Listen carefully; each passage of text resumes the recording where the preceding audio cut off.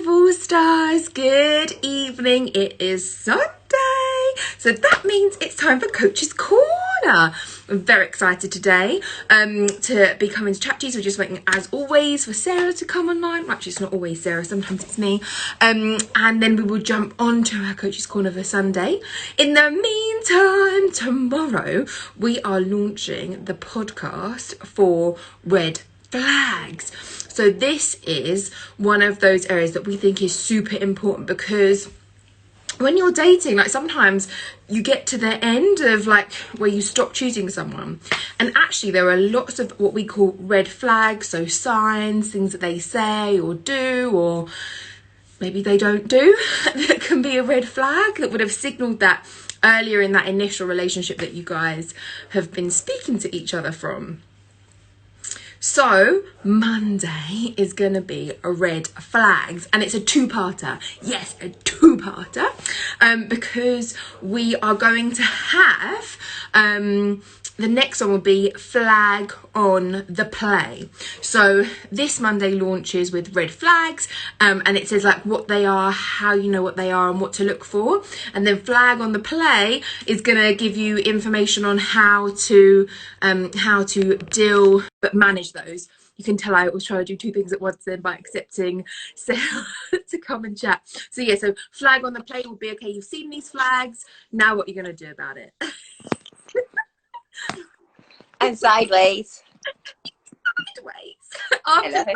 I was like, don't be sideways. Don't be sideways. Don't be sideways. So yeah, I've just said so a two-parter. Yes, a two-parter with flag on the plate. Okay. And following Monday. So welcome, Sarah. It's Sunday. It's Sunday. Coach's Corner, Sunday. So the Coach's Corner today, we are talking about why is it important to be honest about what you're looking for. Yeah. And look, thank you for indulging me in this request, because I kind of wanted to speak about this, didn't I? Because look, in all honesty, All Stars, if you haven't seen our page lately, I have had a few situations this year where it appears that the men have not been entirely honest about what they're looking for. And how it usually takes form is, yeah, I'm open to a relationship. I just want to see how things go. Yeah, but I'm open to it.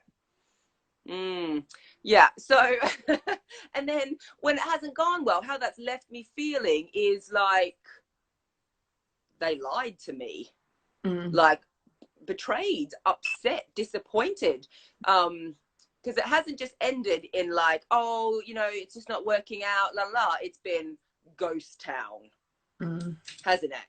Yeah. And it's got me thinking, like, you know, because I'm always like, well, what's going on here with me? You know, if that's what's showing up in my life. But, you know, what I'm really thinking is it's really important to be honest with someone so that person can manage their expectations. So if someone says to you, do you know what, I just really, it's cold, it's Christmas time, we're coming out of lockdown, I just want someone to cuddle up with while we can. Then at least that person you're saying that to can make a decision around that, and their behaviors can be a reflection of that. Because what happens is, if you tell someone, oh, I'm up for a relationship, and they go into that situation thinking that's going to happen, they will match their behaviors to believing that's what's going on. And if your behaviors do not match what you are saying, there's going to be conflict there. There's going to be confusion. There's going to be upset. There's going to be, why are you doing this when you said, oh, that was going on? So it already has the situation, whatever the situation is, to be unsteady and kind of on the back foot. But then more importantly, like, and you can't build anything upon that. Even if it's just what you do want is a casual hangout, that's not going to happen, because the casual hangout is going to feel weird. It's going to feel clunky. Someone may not want to do it because, oh, this is too soon in the relationship. And then there's some upset around that. But then also, and I also think it's really important to be upfront about what you want, because if it's not, okay, because one of the things that I've noticed, and I've been guilty of this too, All Stars, like, you know, really, oh, I'm trying to be funny about this. So often people don't say, what I want is something fun, something casual. They say things like, yeah, I'm open to a relationship. And then you get to the naughty stuff, and that's actually what you wanted. And then you've got it, and then your behaviors change, or actually now I don't want you anymore, moving on. And that leaves people being a bit like, oh, hang on, you said you're up for a relationship. Now we've done the naughty and you're out. So I think it's important because you avoid that upset if you're upfront. But then also, I do think the person who's not being upfront then gets weird about it once you've done the naughty.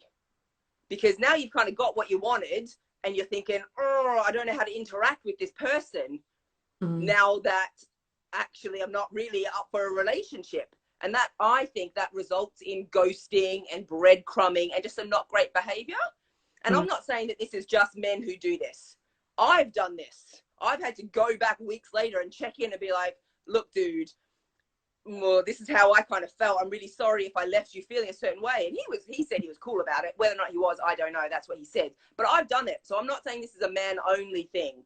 I'm saying this is a people specific dating thing.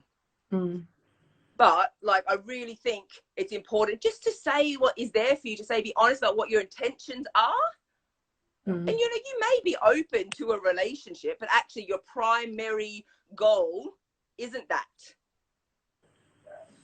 So just say that and then see what happens. Because the reason we don't say it is why, Mary. I'll let you speak for a minute. Yeah, so I think that what I was going to say was just like a step before about being honest with yourself. Yeah. Because I think that sometimes you can think, oh yeah, well I am open to it, like to anything. Yeah.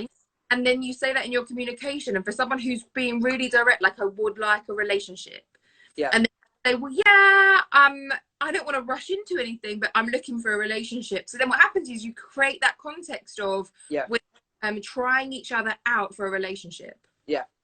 So then when you, like you say, like, and it could just be like you start to get really close to that person, and then you like let them in, and then maybe you get intimate with that person. And then that's all for the person who is in the context of, I want to, like, a real relationship, I want to move this forward.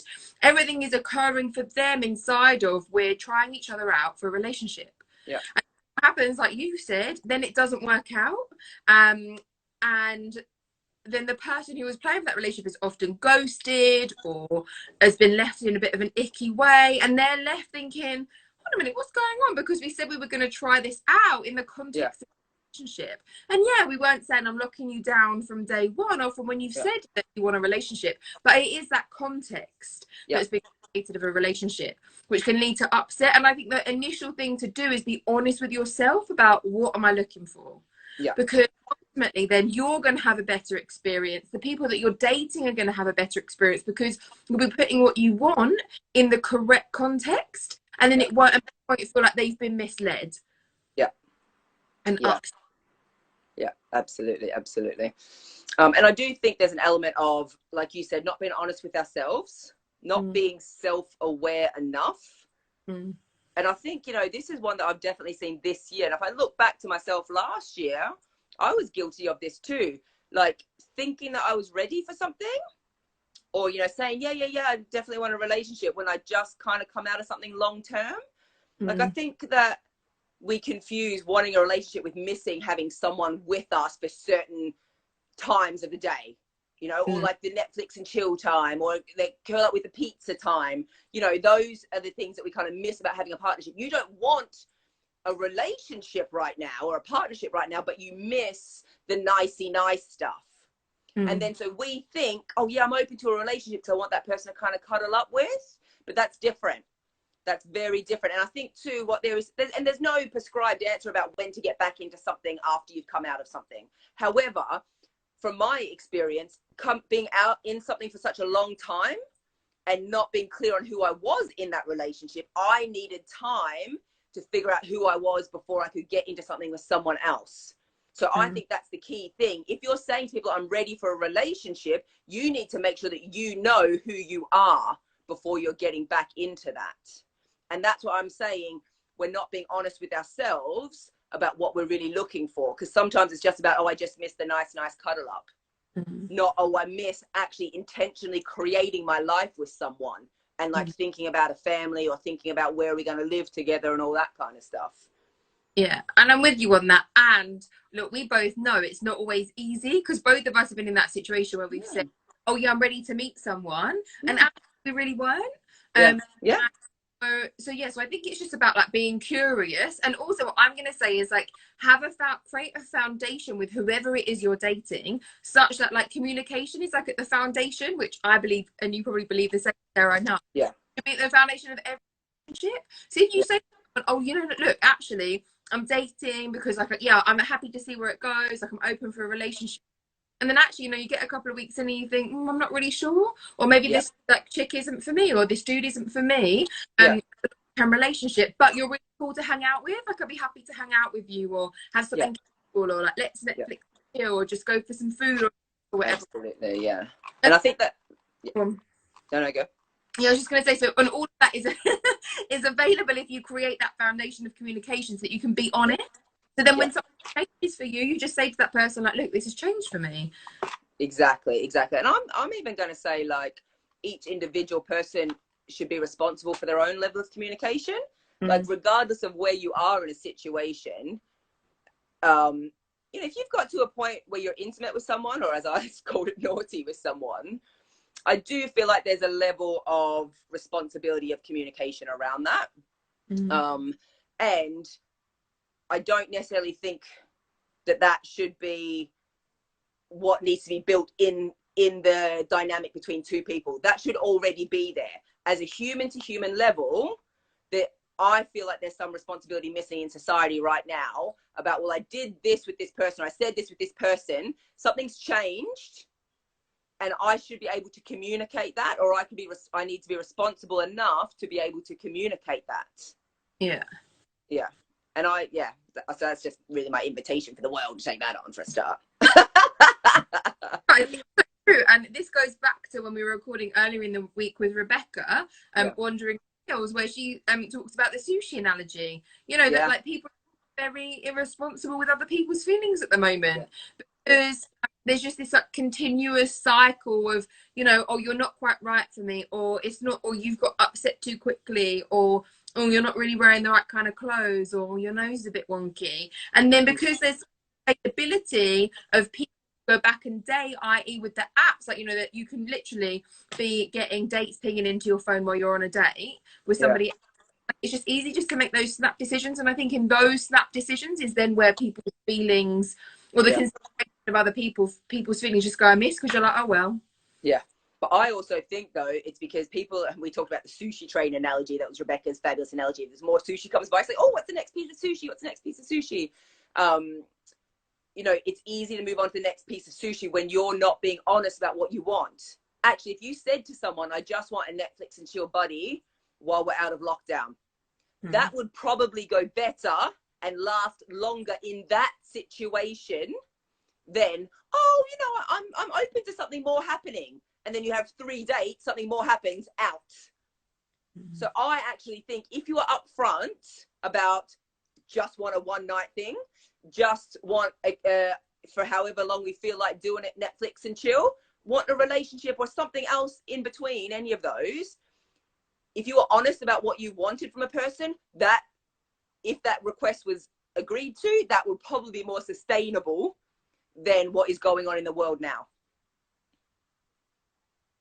So your sushi may not be relationship sushi. You might be Netflix and chill sushi.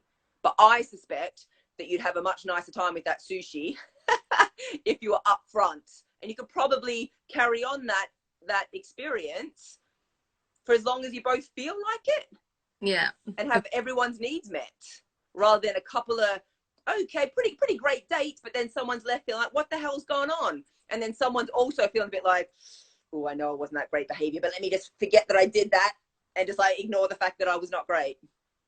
Yeah, and you know what, I think sometimes that comes from like dating can be quite significant, like, oh god, am I going to upset somebody, oh is it this, oh is it that, or I'll be a particular way in the beginning to try to avoid that, when actually like if you just had like fun and easy breezy and just respect for other people, it would be like simple. Exactly. Because Respect for yourself, because I want to be honest. Respect for the other person, because I want to respect their feelings. That's it. That's it, man. yeah. And I tell you Yeah. what, like I'm about MVP. I'm about relationship. But if some dude that I was into like enough come to me and said, "Babes, I just want to Netflix and chill with you while we can in lockdown," hey, I'm an open-minded person. You know, most women are probably not going to shut that down. Because we feel respected, like you're being honest with us. Yeah, I can get down with that. Cool. I'll still do my other dating thing and look for my MVP. You cool with that? Great. Like, that's a 30-second conversation, boys and girls. Might even end with a high five. Yeah. Anything else you want to say? Because I haven't let you speak much at all today, sorry. I know, you've just been on and on and on. No, I think I was just going to wrap it up just by being like, just by saying, as always, like, work on yourself, ask yourselves these questions. So be honest with yourself, be honest with other people, create foundations of communication, and just have fun with it. And just keep in mind, like Sarah said, to have respect for yourself, respect for other people, and yeah, and just have fun. Yeah, amazing. All right, all stars. We love you. Look for the podcast tomorrow. Mwah.